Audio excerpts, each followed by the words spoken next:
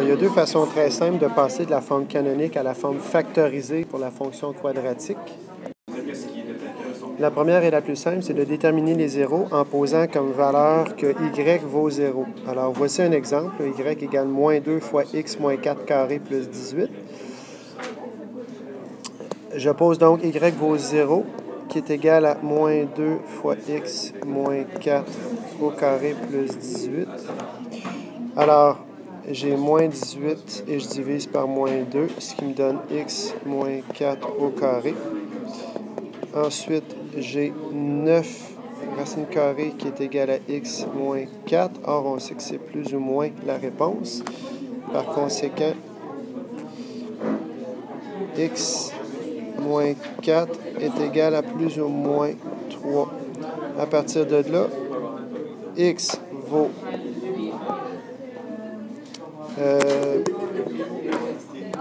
x moins 4 vaut 3 ou x moins 4 vaut moins 3.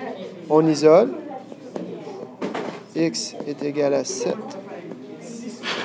On isole. X est égal à 1.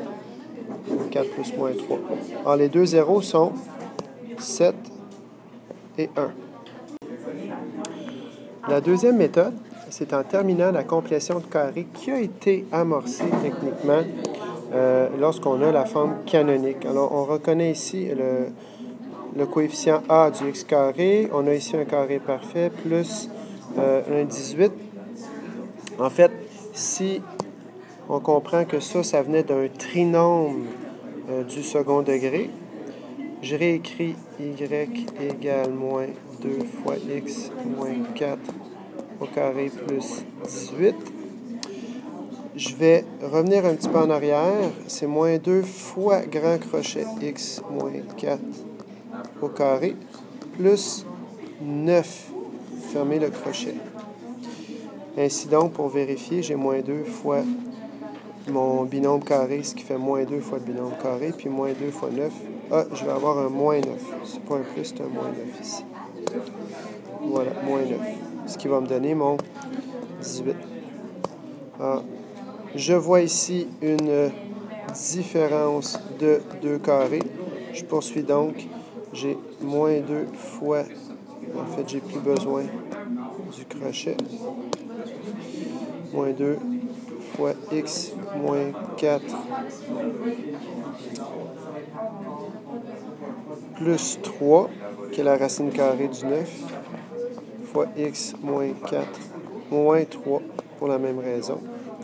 Je continue à réduire. Moins 2 fois x moins 1 fois x moins 7.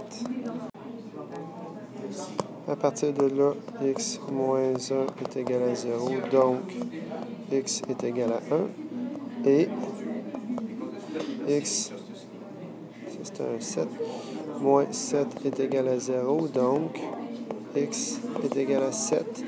Et j'ai les deux mêmes zéros que j'avais tout à l'heure.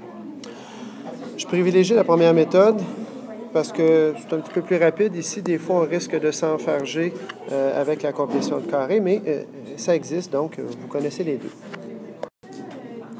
OK, je rappelle qu'une fois qu'on a trouvé les zéros, c'est toujours intéressant de valider nos réponses.